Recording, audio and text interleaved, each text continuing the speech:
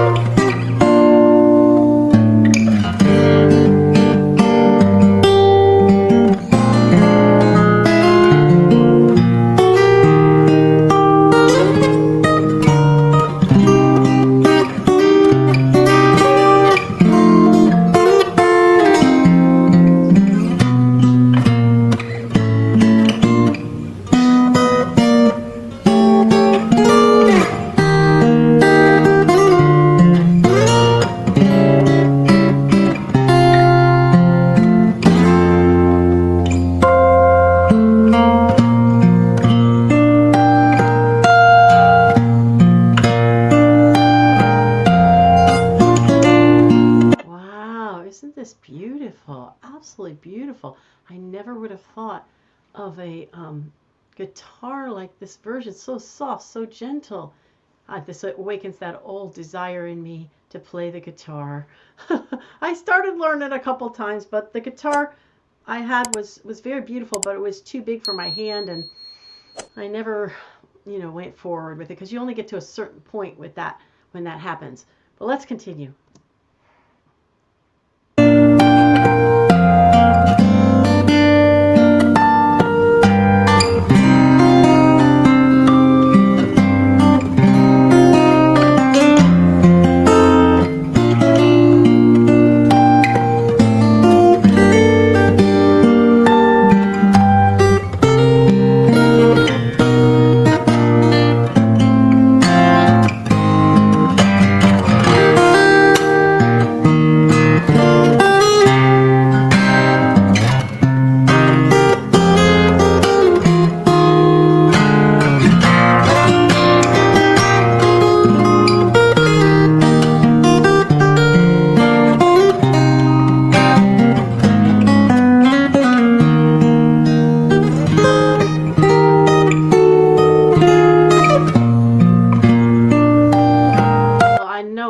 Even though I'm not a guitar player, having learned a little bit, this is so much more difficult than the old stringing kind of business, right? This is like really superb, stupendous guitar playing.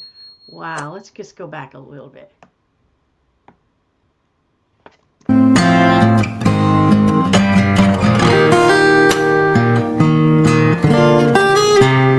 I should say the old strumming. That's what I meant, not stringing, strumming.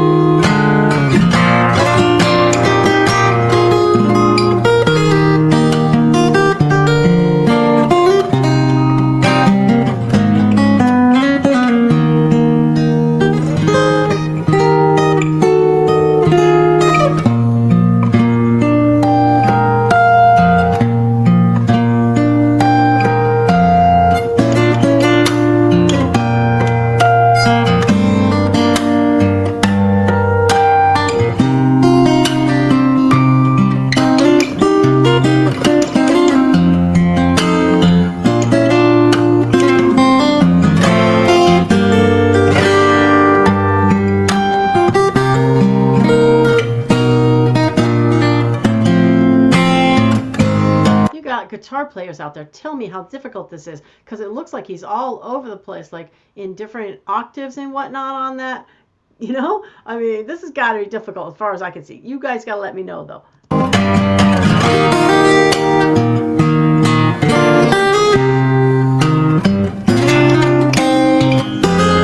See how he went all the way down there? Wow.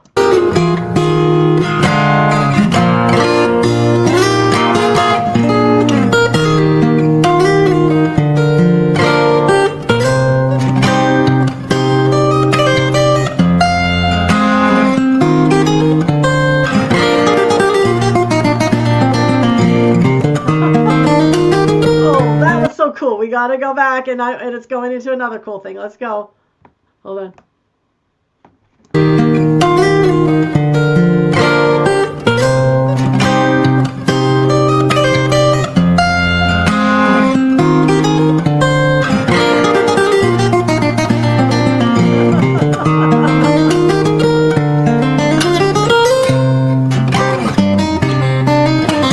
Did you see the intense concentration on his face? Like, oh my goodness.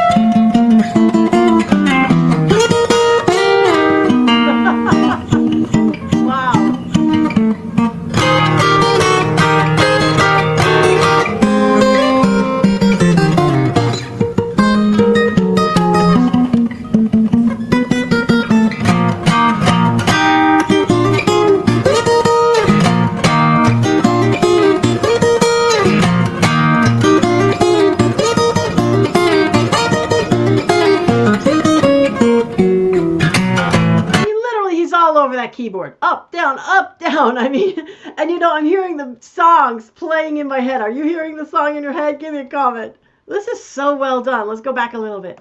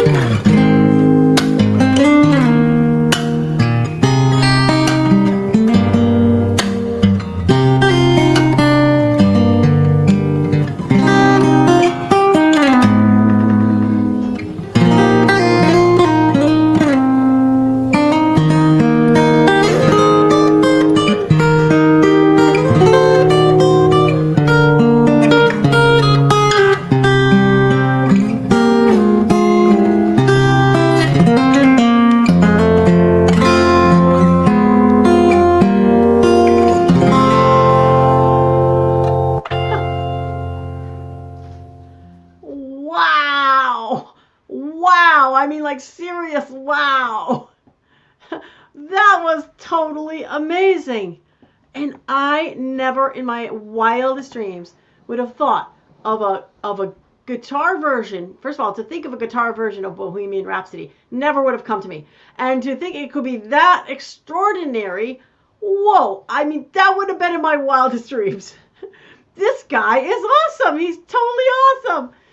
Oh, and he reignited that desire to play the guitar. I think my primary instrument is my voice, but I've tried here and there. I've started playing the keyboard. That's why I said keyboard. I started playing the guitar. What's really funny is that my dad played the guitar, and he learned it late in life, But I got this big old honking guitar, not knowing anything about it, but it was really pretty. It was red, you know, and it was beautiful, you know, except it was so big for my hand that at some point I couldn't, you know, go any further because you can't get your fingers to move that fast. Yet when I checked out my dad's guitar, poor little old decrepit thing that it was, you know, because he passed away a long time ago and it hadn't been really, nothing much had been done with it. It was about the right size for me. But, you know, I don't even know if it would work anymore. I think it's just in such sad shape. So I don't know. Maybe someday I'll take it to, you know, a place and see if I can get it fixed up for me. But, you know, I kind of got discouraged after getting to that certain point. And then every time you start again, you got to build up the calluses on your fingers. This guy's got to have calluses like you can't believe. I bet the fingertips are like just as hard as a rock. He is just so darn good. And did you see him going up and going down and like all over the place on that thing? I mean, that was just so extraordinary. I think he probably made it up himself. I'm sure he did, because I don't think you go along finding too many people putting together, you know, a guitar version of Bohemian Rhapsody. Correct me if I'm wrong in the comments or let me know. Holy moly, that was so great. And like I have to put that on my, by the way, wait a minute. If you enjoyed this video, please give it a like and subscribe. And like his, it's in the notes. I always put it in the notes, so you go ahead and like them. And, you know, so go ahead and do that. But now, so as far as my scale, you know, I always put it on my scale. 1 being very third dimensional, fear, pain, sadness, anger. 10 being very fifth dimensional, love, peace, joy, bliss, you know, just all of that good oneness, unity, harmony. I mean, the way he did it was so extraordinary. But of course, you got the words running in your head, you know, and it's a sad song. It really is a sad song about someone who's going to death row and whatever else. And, you know, who knows what he did, you know, something stupid, you know, but who knows if he even meant to do it or whatnot, you know. But, you know, he's getting the punishment for that. And that's kind of sad. I never was really big on capital punishment, although these days with some of the insanity going out there, and especially what's being done to children, I'm thinking again. But that's another story. But so it's sad. The song is sad. So 1 being very third dimensional, 10 being very fifth dimensional. How extraordinary he did it. I'd have to give it a 20 for how extraordinary he did it. But just to go like how much it pulls us toward fifth dimension, and we do know the words and we do know the song, I'm going with like, oh gosh, it was so good though. I'll go with a 7.5, okay? Because the beauty of it, you know, the beauty of the sound of it, you know, just so gorgeous, and it felt good, you know, just like you can feel the energy on the cells of your body. Please try that, you know, see if you can feel the energy with these songs on the cells of your body. So the beauty of the sound of it is extraordinary. And then, of course, the meaning's a little bit on the sad side. So that really was wonderful. By the way, if you'd like to know a little bit about me, you can go to 2 places. You can go to the About Me video on this channel, which leads you to a longer video if you so desire, or you can go to the About Lorelei link on Patreon, which is like a page about me and the things that I created that you might want to be involved in. And also, right now, I'm looking to create memberships here on YouTube. So take a look and see if you'd like to do that. You see, there are some things that you can't do here on YouTube very effectively, and that one of them is to give people all of that they're asking for in their requests, because YouTube is very funny, and if you happen to put one video in there that doesn't get the numbers, they will not push out the whole rest of your next several videos. So you have to be so careful what you put each and every time in order to build a channel. So I want a place where I can give you guys, like maybe I'll do like a whole string of one singer, then do another one, and then do another one, like a favorite artist place. That's one thing I want to do on there. And of course, just other ones that I've made that that'll be special just for you. And also I want to do some things that are uplifting, that will help you to uplift yourself, meditations, maybe a song here and there, whatever. So you can check out what tiers I've created and which one you want to be involved in the next probably week or so. Okay, by the way, it's, let's see, the date is October 14th. God bless, it was Charlie Kirk's birthday today, so God bless him. So let's talk about our message here for today. What is the Christ consciousness? So, so we kind of have, there is this thing called the Christ consciousness, you know, and many of us out in the world understand this thing called the Christ consciousness, not necessarily only to Jesus Christ, but just as a consciousness that he was bringing to the world. and that this consciousness literally is the same kind of consciousness that we're coming into when we come to the fifth dimension. So people are talking about the Christ consciousness, and it doesn't just mean the story of Jesus. In other words, this consciousness, which they gave a name to, the Christ consciousness, was a known consciousness out in the consciousness of all, the we should say, the planets, the galaxy, or whatever. They knew this thing called the Christ consciousness even before Jesus Christ himself came, okay? They just didn't. That's why he was called the Christ, because it was aligned with the Christ consciousness. He was bringing forth a consciousness that was aligned with this Christ consciousness that already existed out in the greater consciousness of the galaxy or the universe or so forth. So what was the consciousness that he was bringing to us? Well, it should be kind of, we could kind of see it in the things that he was teaching. Okay, how he was walking, right? How he was walking on the planet. He was walking on the planet with love, first of all. Love for everyone. Truth. Truth is part of the Christ consciousness, truth to the people where it needs to be told, but still truth where it's a basis of still love. But in order to teach, that was important. Truth, love, love thy neighbor as thyself. Non-judgment is part of the Christ consciousness, right? Where he said, let he who is without sin cast the first stone. Unity, oneness, harmony, peace, like all that whole thing. Like he was trying to bring us to understand that we are all brethren, right? He kept saying to us, brethren, brethren, brethren, right? And that we were all sort of related to each other. Like it's just not each individual person going around, right? We're looking for harmony, peace, unity, oneness is part of the Christ consciousness. And then also this thing called the Father within. The Father within was not just meant for Jesus. You see, unfortunately, a lot of the teachings of the times were not added into this book called the Bible, which is a wonderful book without a doubt, but it's a book that's missing a lot of components. And in fact, I'm going to be going back to some of those teachings, which mostly are in the Dead Sea Scrolls, and I encourage you to as well. And I'm going to be finding out, like, I kind of know what's in there, but I'm going to be finding out right in front of my face exactly what we missed. So the Christ consciousness was not fully given to us in there, although we certainly got a whole lot of it, a lot of snippets. So the Father within was his Father within. You see, each one of us has a father or a mother within, right? We all come from a higher self, if you will. There's a sort of, not a hierarchy really, because in the higher dimensions there's not a hierarchy, but we come from some individual, right? We kind of become down here as aspects of a higher individual. That would be our higher self. Okay? There's a couple of ways the higher self can be. It could be the future self too, but let's just talk about this one here. One of our higher selves is the one that we kind of come from, the aspect. We come as an aspect of that higher self. So he was speaking about that higher self within, which obviously is his higher self. Eventually that one's higher self, whether it be 1 or 2 or 3 back, is the divine creator of everything, right? So we all go back to that, right? No question, right? Everybody goes back to that.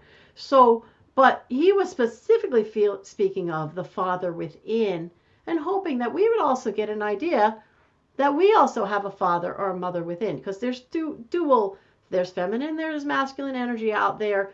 It's how our universe is created, feminine, masculine energy, okay? So we could have a father within, we could have a mother within. Oddly enough, a female could have a father within, a male could have a mother within, because we all try out these, at the level of the higher self, they send down aspects to try out these lives in these different, as these different genders, so they can see what life is like and what lessons they can learn. So he was speaking of that Father within and hoping that we would get the idea, oh, I have a father or a mother within. Let's just understand within.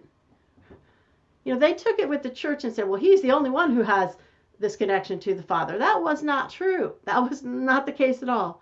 It was a father or mother within us that we could access within, not up there, not somewhere far away, not someone we'd have to try to find or whatever. It was within us. This is what is happening and has happened.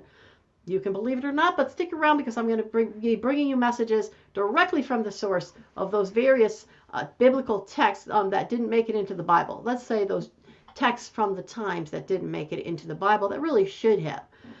So he talked about the Father within, and then he spoke, I am this, I am that, I am this. And he was giving reference to and giving us an understanding of the I am presence that we are. And again, hoping that we would extrapolate that I am, if he is I aming, right? Then we might start to I am. Like in other words, when you use the words I am, we literally invoke the power of the divine within us for whatever it is we say I am, right? So God, the great creator, the prime creator says, let there be light, right? And there is light, and then begins to have individuals that are part of source, that are kind of, you might say, breaking off from source. Is not exactly what it is, but you might say it that way. And those are imbued with that same power of the divine. And then down the line, they have individuals sort of breaking off and they're imbued, and they have individuals and they're imbued, right, with that power of the divine. And it is invoked when we say I am. So he was saying when he said, all the things that he said, I am the way, the truth, and the light, he was invoking the I am presence to have him be the one who could bring us the light, you see. So this is like such a powerful thing that we can use in our life, this Christ consciousness piece, this I am piece of it. When we say I am, we better watch what we say after that, because it's coming into reality. No more I am sick, I am tired, I'm sick and tired, I am unhappy, I'm this. I didn't say that, that's just giving an example here. Cancel all that for me. We say, I am joy, I am fun, I am filled with endless energy, I am filled with endless health, I am, for me, I am the one to bring the light to other individuals. That's what I'm doing here, right? I am the one to bring the light through music, through song, and through my messages. So we invoke the power of the divine by saying that I am. And unfortunately, we've invoked it in the wrong way a lot of times. So we got to stop that. We got to cut that out. Really, really important to watch what you say when you use the words I am. So Jesus was invoking, and we've heard, by the way, from the 33 discourses of Saint Germain, much more about the I am presence, by the way. I'm going to be reading that on one of my channels. So I'll try to mark which one, one of my membership tiers. So I'm going to try to mark which one I'm going to be reading the I am presence in there, so you can come take a look. It's so powerful, the Saint Germain's 33 discourses of the I am presence. So, and then, of course, that I am, using that I am expression for his own needs, and hoping we would extrapolate from that, we were also meant to extrapolate the power we have as divine gods, sparks of God. You see, when he was walking around on water and changing water to wine, it was never meant to be that he's the only one that can do it. We were meant to extrapolate that if he could do it, then anyone could do it. Now, we need to understand, and I'm going to read more about this when I read those Dead Sea Scrolls, but as we do understand it, in those quote-unquote lost years, he was traveling around to all the great masters, and he was finding out how to make use of his divine power within. You know, the sort of the Buddhist kind of thought, and the Egyptians were doing it. Let's see, Buddhism came in 500 BC, I think. So he was traveling all around trying to understand how to have that divine power within. He did go to Tibet, and he was there with the Tibetans and training with them and how they do all the magical things that they do. And trust me, they got some magic going on over there. But it's not because it's magic, like nobody can do it. It's because it's the natural state of being when a divine child of the divine knows his or her divine power and begins to learn how to exercise it, you see. It's not really magical. It's normal when we know who we are and we begin to do all that stuff. So this was the Christ consciousness. We were meant to understand, too, that there is no dying. That's what the resurrection was about. We were meant to understand that nobody can kill you. Okay? That's just how it is, right? you will re-emerge in some other different way. And this we saw in concrete space and time. When we die, it is not truly death because there is a butterfly transformation of the being that we are. So I go into more about, what happens after death in some of my other videos and whatnot. But so the Christ consciousness, the Christ consciousness is meant to like sort of embody all of that. And it truly is the consciousness of the fifth dimension. You could also call it the fifth dimensional consciousness if you wanted to. Because as we move up to the higher consciousness, this is the consciousness we are taking on. Okay, beloved ones, that's really all I have to say. It's a beautiful, beautiful thing to really start to think about and embody this Christ consciousness, because every piece of it, every aspect of it is wonderful, isn't it? I mean, it's just all those things I just described, I mean, I know some people who have a different belief might get a little nervous when I say some of these things. I understand. It's been a long time we've had a different belief and maybe a sort of programming of a different belief. But if you really look at each of those aspects and how they feel to us, right? How does it feel to be in love? How does it feel to be in unity, harmony, oneness, peace? How does that feel? How does it feel to feel like you have the ability to create what you want, that you are a divine child of God? Oh yeah, right? How does it feel to think that you have a direct connection to a higher being that you can access at any time? How does that really, really, really feel? I mean, as far as I'm concerned, it's flippin' great. It's flippin' great. So I hope you guys feel that way too. All right, beloved ones, I'm going to end there. I'm going to send you that beautiful fifth dimensional energy, the love, the peace, the joy, the bliss, the harmony, the knowing, like you know that you are that divine child with all those gifts. Sending them to you now. Namaste. I honor the God in you.